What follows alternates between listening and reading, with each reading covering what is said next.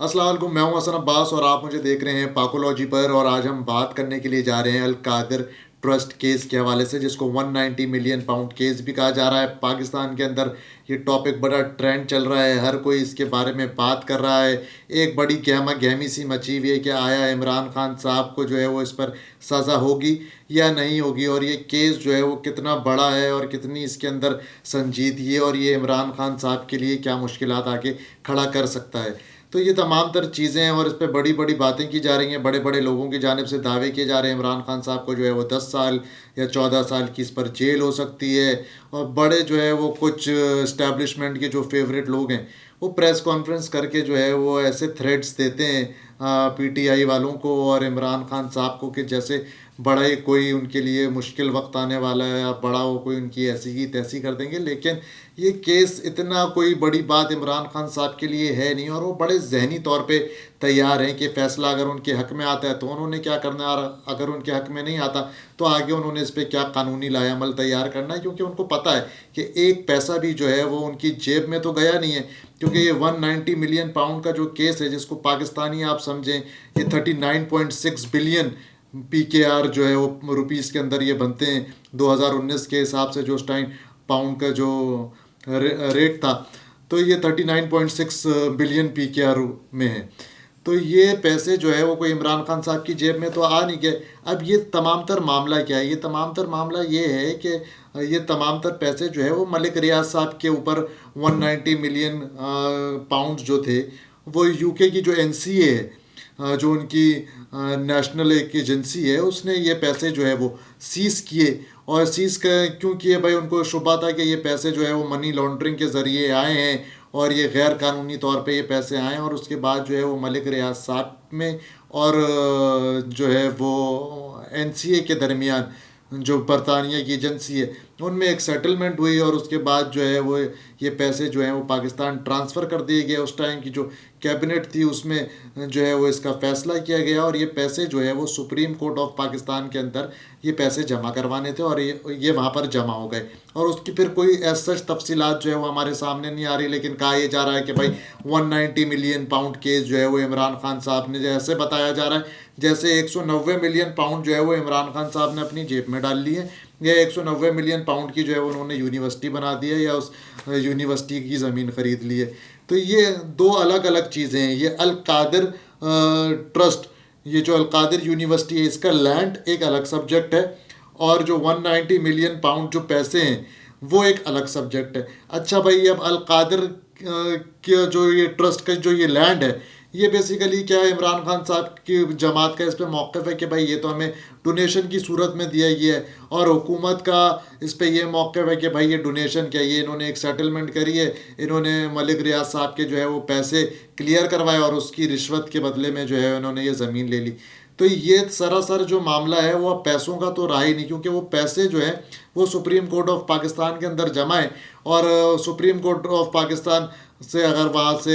वो उसको डेबिट करें और गवर्नमेंट ऑफ पाकिस्तान में उसको क्रेडिट कर दें, तो ये मामला जो है बड़ी एक सिंपल सी अकाउंटिंग है, जो कि शायद लोगों की समझ में नहीं आ रही है। इसको इतना मैनिपुलेट करके जो है वो चैनल्स भी बता रहे हैं, और मुख्तलिफ जो हम देख रहे हैं यूट्यूबर्स हों या जो सहाफ़ी हों, वो उसको ऐसे बता रहे हैं कि जैसे पता नहीं भाई ये क्या चीज़ है। इट इज़ वेरी सिंपल कि आप इस चीज़ को समझें कि भाई वो 190 मिलियन पाउंड जो हैं वो कोई कैश की सूरत में या उस पैसों की सूरत में इमरान खान साहब ने नहीं लिए। और अगर उसी दौरान मलिक रियाज साहब ने जो है वो अल कादिर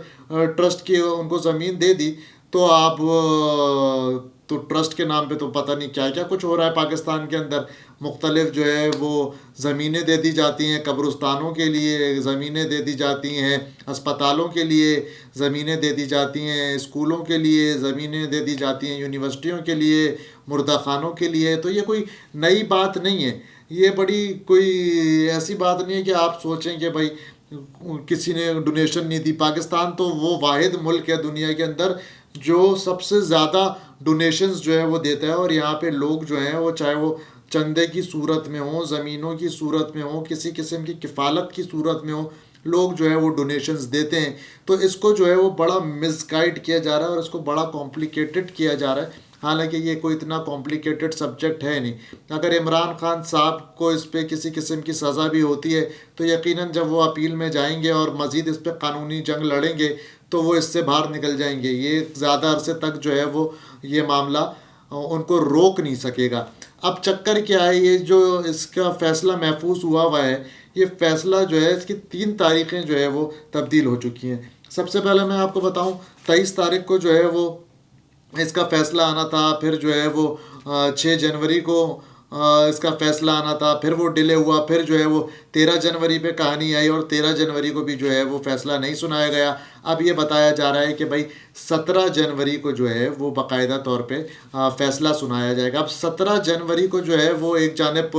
फैसला आना है और दूसरी जानिब जो 16 जनवरी है उस दिन जो है वो हुकूमत के और पीटीआई के दरमियान मज़ाकरात होने हैं। और ये मज़ाकरात का कोई पहला राउंड नहीं होगा, पहले 2 राउंड हो चुके हैं, अब ये तीसरा राउंड होना है मज़ाकरात का, जिसमें एक जानिब हुकूमत होगी तो दूसरी जानिब जो है वो पीटीआई के अरकान होंगे। और इसके अंदर जो है वो नेगोशिएशंस का अमल चल रहा है। नेगोशिएट क्या कर रहे हैं भाई पीटीआई वाले? पीटीआई वालों का बड़ा क्लियर सा मुतालबा है कि भाई 9 मई और 26 नवंबर को जो वाक़यात जो सानिया पेश आया उसके ऊपर जुडिशल कमीशन बना दिया जाए। और अगर तीसरी मीटिंग के अंदर उनका ये मुतालबा तस्लीम नहीं किया जाता तो उनकी जानिब से जो मेरी पीटीआई वालों से बात हुई तो वो ये बता रहे हैं कि भाई चौथा राउंड फिर नहीं होगा। हमारा जो है वो तीसरे राउंड के अंदर ही इस चीज़ को डिसाइड करना है कि आया आप कमीशन बना रहे हैं या कमीशन नहीं बना रहे। अगर आप लोगों ने संजीदगी के साथ हमारे साथ मज़ाकरात करने हैं तो फिर आपको जो है वो हमारा ये मुतालबा तो जो है कम से कम तस्लीम करना होगा। अगर ये मुतालबा तस्लीम कर लिया जाता है तो उसके बाद मज़ीद मीटिंग्स होंगी नेगोशिएशंस के लिए, वरना जो है वो नेगोशिएशंस के लिए मीटिंग नहीं होंगी। तो 16 तारीख को एक बड़ी अहम मीटिंग है नेगोशिएशंस वाली, उसके बाद जो है वो 17 तारीख को ये फैसला भी आना है। अब बातें इस पर बड़ी बड़ी की जा रही हैं कि भाई इसमें ऐसा हो जाएगा, इसमें वैसा हो जाएगा। अब इमरान खान साहब भी जो है वो जाहिर सी बात है इस टाइम पाकिस्तान के बड़े पॉपुलर लीडर हैं और एक सियासी शख्सियत हैं, एक सूबे के अंदर उनकी हुकूमत है, उसके अलावा जो है वो इस मुल्क के प्राइम मिनिस्टर वो रह चुके हैं, कई अरसे से जो है वो सियासत के अंदर सरगर्म है। तो यकीनन उनकी भी जो है वो एक अपनी पॉलिटिकल आइडियोलॉजी है और वो भी एक अपने पॉलिटिकल रोड मैप के हिसाब से चल रहे हैं। जब हुकूमत अपनी जानिब से कोई भी मूव करती है तो इमरान खान साहब के पास भी उसका काउंटर मूव जो है वो तैयार होता है। तो वो बिल्कुल ज़हनी तौर पे तैयार है कि अगर फ़ैसला उनके हक़ में आता है तो उन्होंने क्या करना है और अगर उनके हक़ में नहीं आता तो उन्होंने इस पे जो है वो किस तरीके से कानूनी जंग लड़नी है। जब मेरी इस पे कानूनी माहिरीन से बात हुई तो उनका ये बताना है कि ये जिस तरह का केस है ये इतना कमज़ोर केस है कि it's like a nut for Imran Khan साहब, कि वो इसको बड़ी तेज़ी से और बड़ी आसानी से अगर सही इस केस की जो है वो सुनवाई हो और इस केस को सही से लीगली पुटअप किया जाए तो ये केस जो है वो जल्दी ख़त्म हो जाएगा, या उस पर कोई ऐसे एविडेंसेस जो है वो हुकूमत प्रूव नहीं कर पाएगी जिससे इमरान खान साहब को जो है वो सज़ा हो सके। क्योंकि ये तमाम तर जो 190 मिलियन पाउंड है ये कोई इमरान खान साहब की जेब में नहीं है, ये पैसे जो हैं वो सुप्रीम कोर्ट के अंदर जमा कराए गए थे सेटलमेंट के ज़रिए। और अब ये जो पैसे हैं हुकूमत चाहे तो इसके ऊपर कोई ऐसे ये सुप्रीम कोर्ट के साथ बात करें और वो पैसे जो हैं वो सुप्रीम कोर्ट से जो है वो हुकूमत पाकिस्तान के पास वो पैसे आ जाएंगे। लेकिन जाहिर सी बात है इमरान खान साहब को भी जो है वो एक प्रेशर में रखना है, एक पॉलिटिकल थ्रेड दे के रखना है। तो यकीनन ये एक केस तो ऐसा बनाया हुआ है कि इमरान साहब के खान साहब के साथ जो है इसमें मुश्किलात हों, उनको जो है वो कहीं ना कहीं जो है वो फुल स्टॉप या कॉमा लगाने की कोशिश की जाए। लेकिन इमरान खान साहब भी जो है वो अब काफ़ी अरसे से जेल में है तो उनको भी अब जेल में रहने की आदत हो गई और उस जेल की के अंदर जो है ना उन्होंने अपना कंफर्ट जोन बना लिया। उनको पता लग गया भाई मैं इतने अरसे जेल में रह लिया, मैं अब और जेल में रह लूँगा, आप मेरे साथ जो कर सकते हो करो। अब हमने देखा हलीमा खान साहिबा जो उनकी बहन है वो तो भाई बड़े कॉन्फिडेंटली बोल रही हैं कि आप लोग सज़ा सुना क्यों नहीं रहे, फैसला महफूज क्यों रखा हुआ है, आपको सज़ा सुनानी है या फैसला सुनाना है आप बिस्मिल्लाह करें और सुनाएं ताकि हम उसके बाद उसके आगे जो भी कानूनी कार्रवाई हो हम उस तरीके से उस तमाम तर मामले को देखें। तो ये बड़ा जो मामला है अलकादिर ट्रस्ट केस वाला ये बड़ा कॉम्प्लिकेटेड किया जा रहा है। अलकादिर ट्रस्ट केस का जो असल चीज़ है ये जो यूनिवर्सिटी है अलकादिर, ये ज़मीन का मामला है। तो भाई किसी ने उनको डोनेशन में ज़मीन दे दी तो खान साहब तो कहते हैं कि 9 अरब रुपए की शौकत खानम को साल में डोनेशन मिलती है, तो हमें थोड़ी पता होता है कि 9 अरब रुपए कौन कौन दे रहा है, क्या क्या कौन कौन कैसे डोनेट कर रहा है हमारे पास। वैसे उसकी तमाम तर चीज़ें जो हैं वो मौजूद होती हैं, उसके दस्तावेज़ात मौजूद होते हैं, लेकिन हमें कोई बाय नेम और हर किसी का पता नहीं होता कि कौन हमें क्या डोनेट कर रहा है। तो हमें जो है वो अल कादर ट्रस्ट की जो है वो बिल्डिंग हमें, ज़मीन हमें मिल गई, तो उस पर जो है वो हमने यूनिवर्सिटी बना दी। तो ये तमाम तर बात जो है वो इस तरीके से। तो अल कादर ट्रस्ट का जो लैंड है ये एक बिल्कुल अलग सब्जेक्ट है, और 190 मिलियन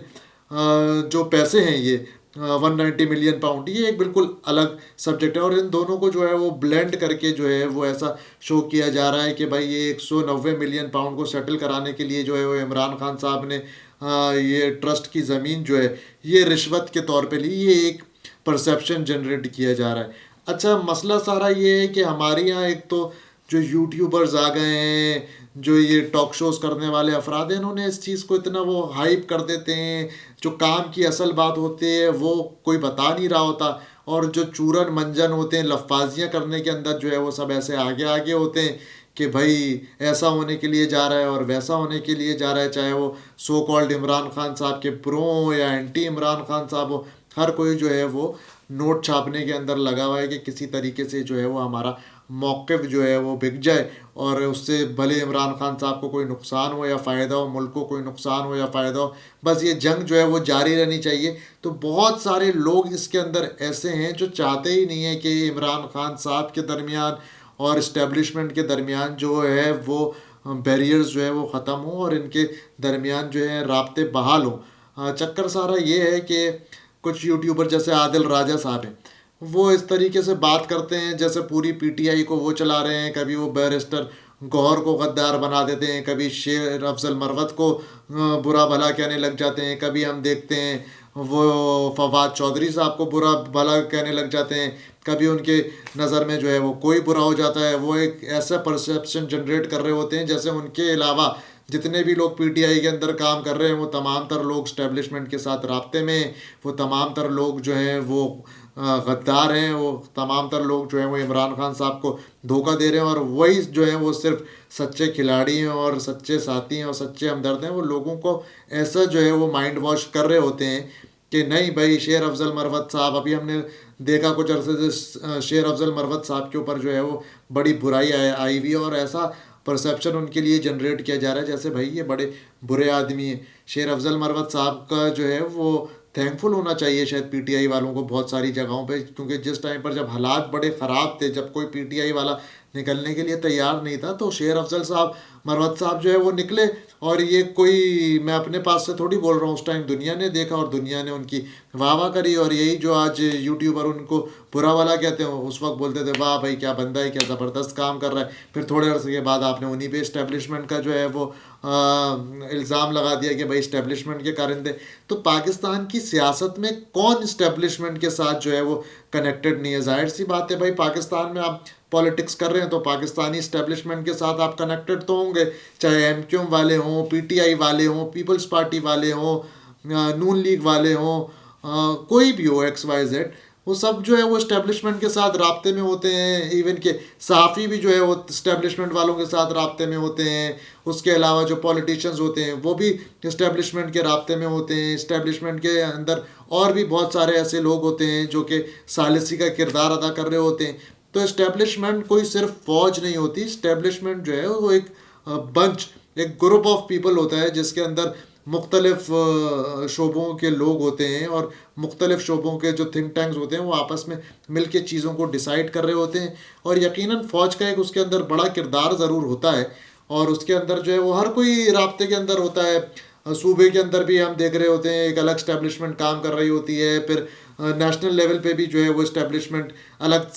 तरह से काम कर रही होती है, और इंटरनेशनली भी जो है वो इस्टेब्लिशमेंट अलग तरीके से काम कर रही होती है। तो इस्टेब्लिशमेंट से कोई राब्ते में रहना कोई बहुत बड़ा कोई जुर्म नहीं हो जाता। ये जितने लोग बड़ी बड़ी बातें करते हैं ये सब लोग जो है वो इस्टेब्लिशमेंट से किसी न किसी सतह पर जो है वो राब्ते के अंदर होते हैं। अब आया ये कि आप इस्टेब्लिशमेंट की कितनी बात मान रहे हैं, अपनी कितनी बात मनवा रहे हैं, और हमेशा जो है वो इस्टेब्लिशमेंट के दौरान और सियासी जमातों के दरमियान जो है वो डायलॉग्स का सिलसिला चलता रहता है। और सियासत के अंदर क्या होता है, कभी कोई दोस्त होता है, कभी कोई दुश्मन होता है, कभी दुश्मन का दुश्मन दोस्त होता है। तो इसी तरीके से जो है हम पाकिस्तान की सियासत देखते हैं, और अब बड़ा लोगों को मायूस कर दिया गया है। एक जानिब हम देखते हैं कि पीटीआई की इस तरीके से नैरेटिव बिल्डिंग होनी शुरू हो गई है डिजिटल मीडिया के ऊपर, दूसरी जानिब हुकूमत भी बड़ी एग्रेसिव हो गई है। तो ये तमाम तर लोग जो हैं जिनका ताल्लुक ना हुकूमत से होता है, ना उनका ताल्लुक जो है वो पीटीआई या अपोजिशन से होता है,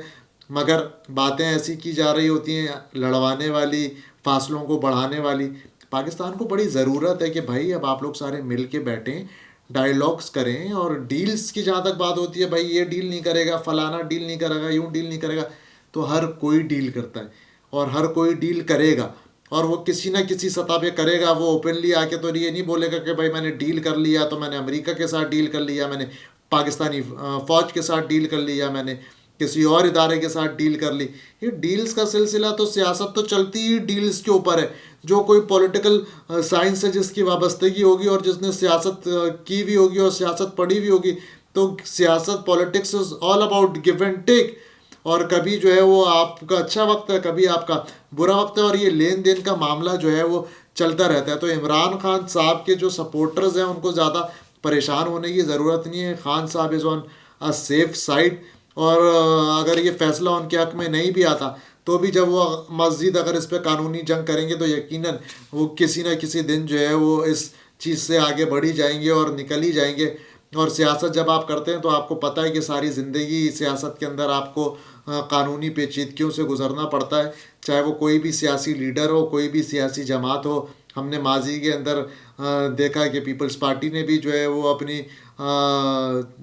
सियासी जद्दोजहद भी करी, कानूनी जद्दोजहद भी करी। हम देखते रहे पीएमएल नून ने भी करी, पीटीआई भी कर रही है, एमक्यूएम भी करती रही, दीगर पार्टियां भी जो हैं वो भी अदालतों के चक्कर काटती रहती है। तो ये तमाम तर चीज़ें जो हैं वो पाकिस्तान की सियासत में चलती रहती है। तो कोई मायूस नहीं होना भाई, किसी ने भी कोई मायूसी नहीं होनी चाहिए। और ये जो खामा खां के जो लोग आपको एग्जैजुरेट कर करके बताते हैं, उनको भी आप लोग थोड़ा सुनना कम करें, और देखें कि कितनी चीज़ें जो है वो वाकई जो है वो नियर टू रियलिटी हैं, और कितनी चीज़ें जो हैं वो बिल्कुल ही जो है वो रियलिटी से हट के। तो इंसान जब आप फॉलो कर रहे होते हैं किसी भी टॉक शो को या किसी भी आप इंडिविजुअल को सुन रहे होते हैं, तो आपको ख़ुद भी इतनी अकल होनी चाहिए कि आपको हकीकत पसंद होना चाहिए, और आपको सोचना चाहिए कि यार आया सामने वाला जो बात कर रहा है ये वाकई हकीकत में ऐसा हो भी सकता है, कि पॉसिबल भी है, इसके लीगल कॉन्सिक्वेंसेस क्या होंगे, इसके पॉलिटिकल कॉन्सिक्वेंसेस क्या होंगे। तो ये तमाम तर चीज़ें जो हैं ये समझने वाली हैं, पढ़ने वाली हैं, और ये इतनी कॉम्प्लिकेटेड नहीं है जितना इसको कॉम्प्लिकेटेड बनाया जा रहा है, या जितनी इस पर हाइप क्रिएट की जा रही है। अब जो भी है भाई, ये बात तो मानने वाली है कि इमरान खान साहब जेल के अंदर मौजूद है, लेकिन उन्होंने हुकूमत को टफ टाइम दिया हुआ है, और वो अब ये समझ चुके हैं कि मैं जेल में रह के जो हूँ मेरी पॉपुलैरिटी भी ज़्यादा है और मैं बचा हुआ भी हूँ। और दूसरी बात यह कि मुझे जो है वो लोगों की ज़ाहिर सी बात है एक सपोर्ट भी है, और लोग देख भी रहे हैं कि मैं भाई जेल के अंदर बंद हूँ, तो एक सिंपैथी फैक्टर भी आप गेन करते हैं। आपको जो है वो इंटरनेशनली जब इतना बड़ा लीडर जेल के अंदर होता है तो आप ख़बरों की भी जीनत बने हुए होते हैं, और जाहिर सी बात है एक नेगोशिएशंस का अमल चल रहा है। तो रोज़ाना आप टीवी खोल के देखें या आप अखबार पढ़ें तो इमरान खान साहब जेल में फिर भी रोज़ाना अखबार में और टीवी चैनलों की जीनत बने हुए। तो यकीनन ये एक बड़ी कामयाबी होती है किसी भी सियासी लीडर के लिए, और इमरान खान साहब ने जो है वो यकीनन ये मनवा के दिखाया, उनके वर्कर्स ने भी और उन्होंने ख़ुद भी, कि वो सिर्फ सियासत नहीं कर सकते बल्कि सियासत में अगर मुश्किल वक्त आए तो वो मुश्किल वक्त को भी जो है वो बर्दाश्त कर सकते हैं। और एक ज़माने में हम सुनते थे कि भाई पीटीआई के वर्कर्स को कहा जाता था कि ये तो बिल्कुल ही वॉनाबीज़ हैं या ये बर्गर्स हैं, और ये तो सड़कों वाले वर्कर्स ही नहीं हैं। लेकिन उन्होंने दिखाया, सड़कों पर भी निकल के लॉन्ग मार्च भी दिखाए, धरने भी दिखाए। तो बहुत सारी चीज़ें जो मिथ्स थे पीटीआई के वर्कर्स के हवाले से वो भी बड़े ब्रेक हुए, जो हुकूमत के हवाले से जो मिथ्स थे वो भी बड़े ब्रेक हुए। इस्टेब्लिशमेंट को जो है वो बड़ा झटका लगा, उनको भी एक बड़ा सेटबैक हुआ, वो भी अभी तक जो है वो चीज़ों को इतने परेशान हुए हैं कि समेट नहीं पा रहे। तो अगर इन तमाम तर चीज़ों को समेटना है तो यकीनन अब ये तमाम तर चीज़ें जो हैं वो एग्रेशन से नहीं बल्कि डायलॉग्स के ज़रिए हल होंगी। और हुकूमत को भी चाहिए, इस्टेब्लिशमेंट को भी चाहिए और पीटीआई को भी चाहिए कि मुल्क की खातिर जो है वो कोई ऐसा लाएअमल बनाए और एक ऐसा रास्ता निकाले जिसका में सबका फ़ायदा हो, सबसे पहले जो है वो पाकिस्तान का फ़ायदा हो। तो ये जो है हमने आपको अपडेट किया अल कादिर केस के हवाले से। तो अब हम देखते हैं कि भाई 17 तारीख को क्या फ़ैसला आता है, आता भी है या नहीं आता, या फिर तमाम तक बातें जो है वो हवा में हो जाएंगी। और 16 जनवरी को जो है वो क्या मज़ाकरात होते हैं, ये मज़ाकरात किसी हद तक कामयाब भी होते हैं या नहीं होते। हमारे चैनल को आप देखते रहें, मज़ीद हम आपको इस केस के हवाले से अपडेट भी करते रहेंगे और हम कोशिश करेंगे कि आपको जो भी बातें समझाएं उसको सिंप्लीफाई करके बताएं। ऐसा नहीं कि बहुत कॉम्प्लिकेटेड करके बताएं कि भाई हम आपके दिमाग के साथ खेलते रहें। हम चाहते हैं कि लोग भी चीज़ों को आसानी से समझें, सियासी लोग भी आसानी से समझें और जो इस्टेब्लिशमेंट है वो भी खुदारा जो है वो इस चीज़ को समझे कि चीज़ों को जो है वो मज़ीद कॉम्प्लिकेटेड नहीं करना है बल्कि उसको सिंप्लीफाई करना है। क्योंकि अगर आप चीज़ों को सिंप्लीफाई करेंगे तो मुल्क के हालात जो है वो सिंप्लीफाई होंगे, वरना ये मुल्क जो है वो एक बुरी सूरत हाल से तो गुज़र रहा है, इसके हालात जो हैं वो मज़ीद कॉम्प्लिकेटेड होंगे। हमारे चैनल को लाइक करें, सब्सक्राइब करें, बेल आइकन पे क्लिक करें। Thank you so much. Allah हाफ़िज़।